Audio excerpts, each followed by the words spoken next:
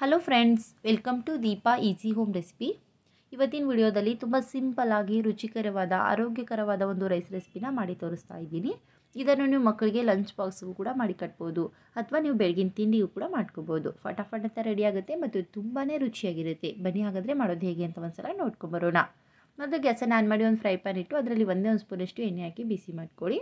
ಎಣ್ಣೆ ಬಿಸಿ ಆದಮೇಲೆ 1 ಸ್ಪೂನಷ್ಟು ಕಡಲೆಬೇಳೆ ಮತ್ತು 1 ಸ್ಪೂನಷ್ಟು ಉದ್ದಿನಬೇಳೆ ಹಾಕೊತಾ ಇದ್ದೀನಿ. ಇದ್ರ ಜೊತೆಗೆ ಒಂದೆರಡು ಒಣಮೆಣಸಿನ್ಕಾಯನ್ನು ಕೂಡ ಹಾಕಿ ಎಲ್ಲವನ್ನು ನೀಟಾಗಿ ಫ್ರೈ ಮಾಡ್ಕೊಳ್ಳೋಣ. ಗ್ಯಾಸನ್ನು ಮೀಡಿಯಂ ಫ್ಲೇಮ್ನಲ್ಲಿಟ್ಟು ಫ್ರೈ ಮಾಡ್ಕೊಳ್ಳಿ.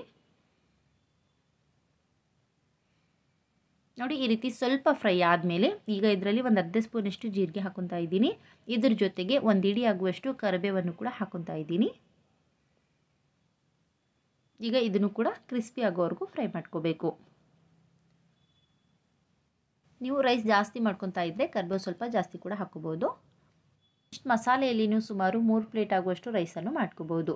ನೋಡಿ, ಕ್ರಿಸ್ಪಿ ಆಗೋವರೆಗೂ ಫ್ರೈ ಮಾಡ್ಕೊಂಡಿದ್ದೀನಿ. ತುಂಬ ಚೆನ್ನಾಗಿ ಫ್ರೈ ಆಗಿದೆ. ಈಗ ಗ್ಯಾಸ್ ಫ್ಲೇಮನ್ನು ಆಫ್ ಮಾಡಿ ತಣ್ಣಗಾಗ್ಲಿಕ್ಕೆ ಬಿಡೋಣ. ಮಸಾಲೆ ಎಲ್ಲ ಪೂರ್ತಿಯಾಗಿ ತಣ್ಣಗಾದ್ಮೇಲೆ ಈಗ ಇದನ್ನು ಗ್ರೈಂಡ್ ಮಾಡ್ಕೋಬೇಕು. ಹಾಗಾಗಿ ಮಿಕ್ಸಿ ಜಾರ್ನಲ್ಲಿ ಹಾಕೊತಾ ಇದ್ದೀನಿ.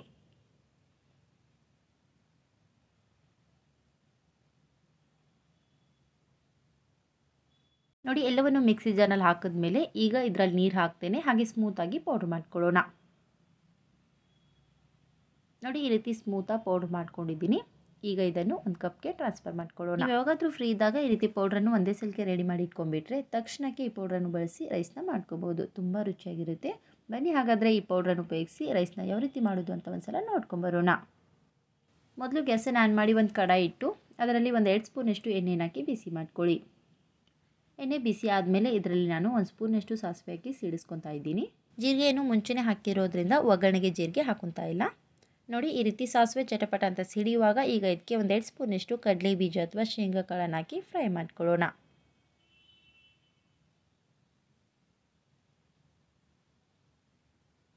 ನೋಡಿ, ಕಡಲೆ ಬೀಜ ಸ್ವಲ್ಪ ಫ್ರೈ ಆದಮೇಲೆ ಈಗ ಇದರಲ್ಲಿ 1 ಸ್ಪೂನಷ್ಟು ಗೋಡಂಬಿ ಪೀಸಸನ್ನು ಹಾಕೊತಾ ಇದ್ದೀನಿ.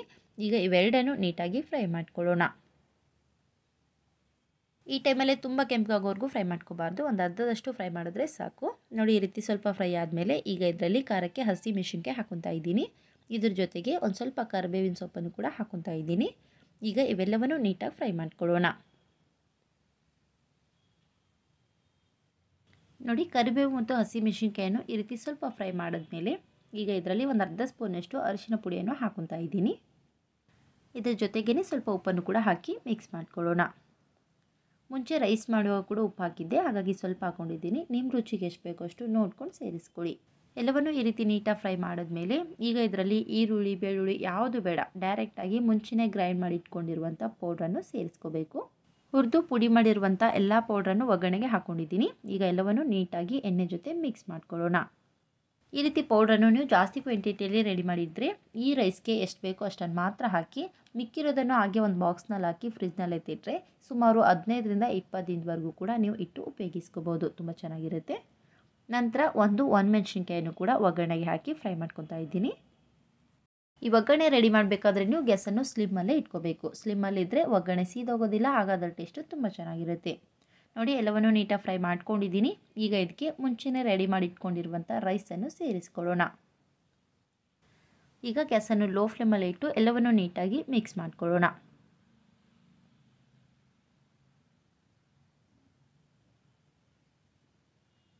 ನಿಜವಾಗ್ಲೂ ಟೇಸ್ಟು ತುಂಬ ಚೆನ್ನಾಗಿರುತ್ತೆ. ದಿನಾಲೂ ನಿಮಗೆ ಒಂದೇ ಥರ ತಿಂದು ಬೇಜಾರಾಗ್ತಾ ಇದ್ದರೆ ಯಾವುದೇ ಥರ ಫುಡ್ ಕಲರನ್ನು ಉಪಯೋಗಿಸ್ತೇ ಮಾಡಿರುವಂತಹ ಈ ರೀತಿ ಕಲರ್ಫುಲ್ ಆದಂಥ ರೈಸ್ನ ನೀವು ಕೂಡ ನಿಮ್ಮ ಮನೆಯಲ್ಲಿ ಒಂದ್ಸಲ ಟ್ರೈ ಮಾಡಿ ನೋಡಿರಿ.